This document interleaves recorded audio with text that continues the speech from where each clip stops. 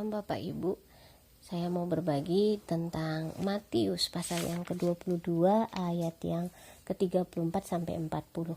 Di sana ada satu perintah agung yang berbunyi demikian: Kasihilah Tuhan Allahmu dengan segenap hatimu dan dengan segenap jiwamu dan dengan segenap akal budimu.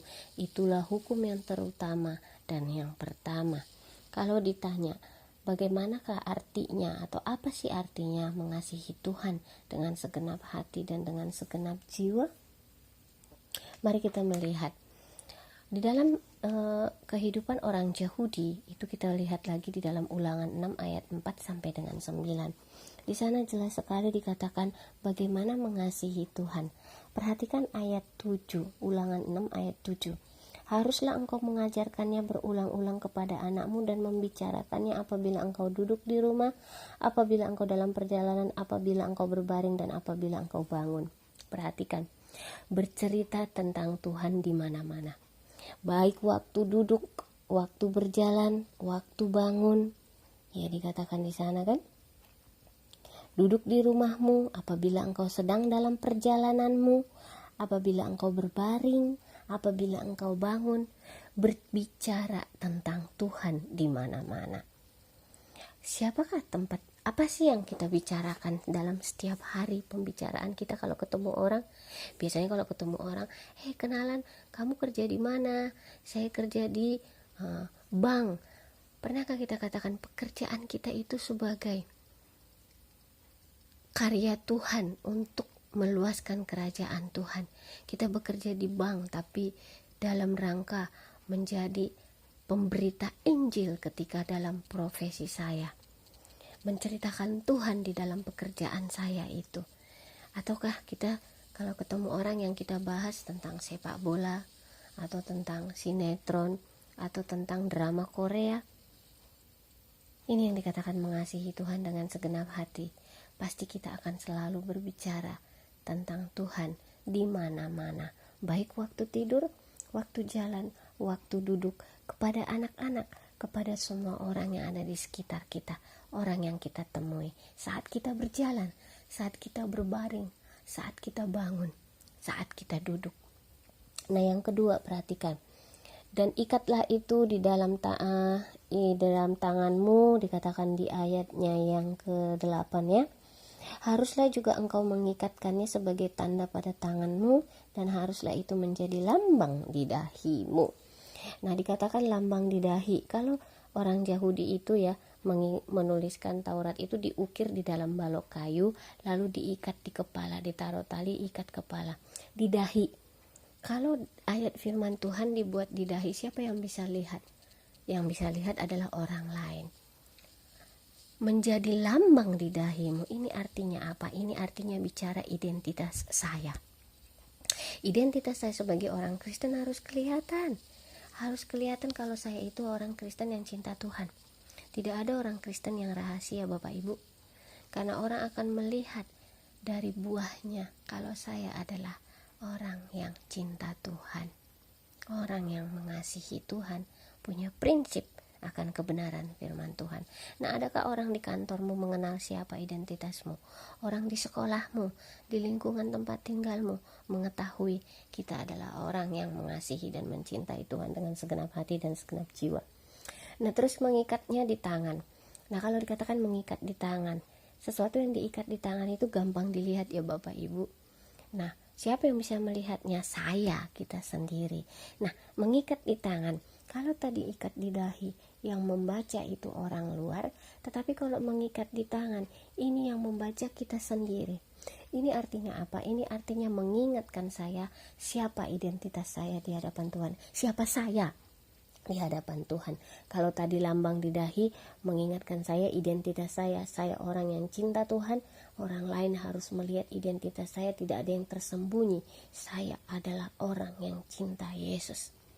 Lalu kalau mengikat di tangan, ini artinya apa? Siapa saya di hadapan Tuhan. Bapak Ibu Saudara yang terkasih, ini penting karena iblis akan selalu menggoda kita dengan tipu dayanya. Dosa yang begitu nikmat kelihatannya akan gencar membuat kita, menggoncang kita, mengintimidasi kita. Itu adalah kerjaan iblis.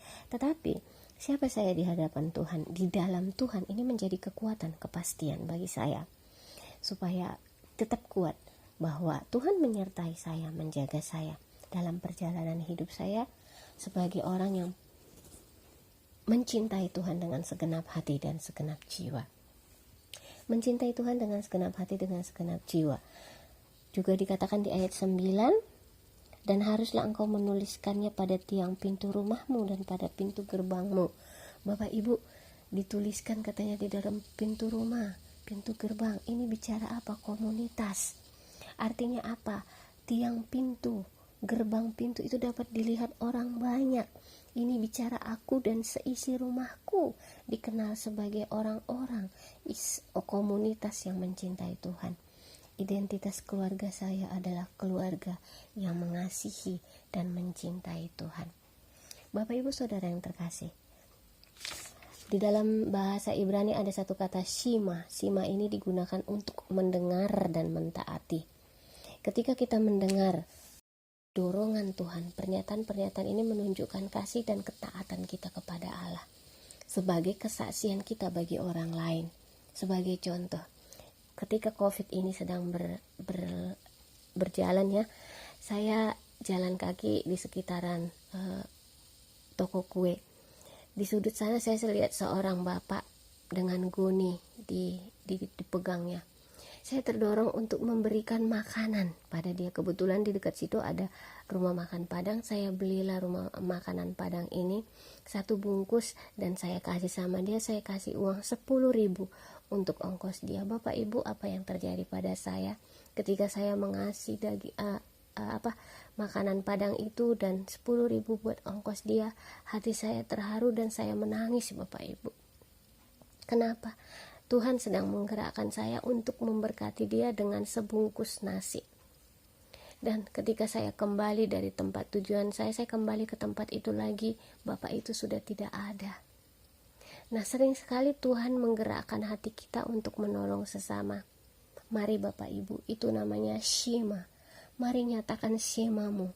Mari, kalau ada Tuhan berkata-kata, mendengar, Roh Kudus menggerakkan, mari langsung lakukan. Itulah sebagai kesaksian kita bagi orang lain. Perintah Tuhan untuk kita taati. Jangan keraskan hati kita, tetapi dengarlah dia dan taati. Ini kata shema. Nah, sebagai tugas dan proyek ketaatan saya memberikan kepada kita, coba Bapak Ibu berikan 5 shema di dalam sepanjang minggu ini kepada orang lain. Ketika kamu melihat orang lain, coba untuk menyatakan kasih Tuhan kepada mereka yang Tuhan gerakkan. Ini shema, artinya apa? Mendengar dan mentaati Tuhan. Kemudian salah satu contoh shema itu adalah ketika saya lupa bawa masker, saya harus naik angkot. Saya melihat ada pedagang masker di sana. Saya datang membeli maskernya dengan harga Rp5.000. Ketika saya beli masker itu, saya memberkati dia dengan duit 10.000, sisanya dia ambil. Kemudian berbicara tentang kebaikan Tuhan yang memelihara dia, meskipun dia hanya seorang pedagang masker. Ketika saya berbagi, bercerita seperti itu, saya terharu Bapak Ibu. Dan saya mengatakan saya mau berdoa untuk dia. Saya tidak tahu dia agama apa, mungkin Kristen, mungkin Islam, karena saya tidak bertanya. Tetapi saya mendoakan dia. Dan setelah saya mendoakan dia, saya naik ke angkot, kemudian saya melanjutkan perjalanan saya. Saya begitu bersuka cita sekali. Itu adalah shema. Ketika Tuhan menggerakkan hati kita untuk mendekati orang lain, menyatakan kasih Tuhan kepada orang lain, dengarlah dan taatilah. Mari di dalam minggu-minggu ini, carilah 5 kata shema kepada 5 orang yang Anda ingin katakan. Sebagai bukti kita mengasihi Tuhan dengan segenap hati dan dengan segenap jiwa kita.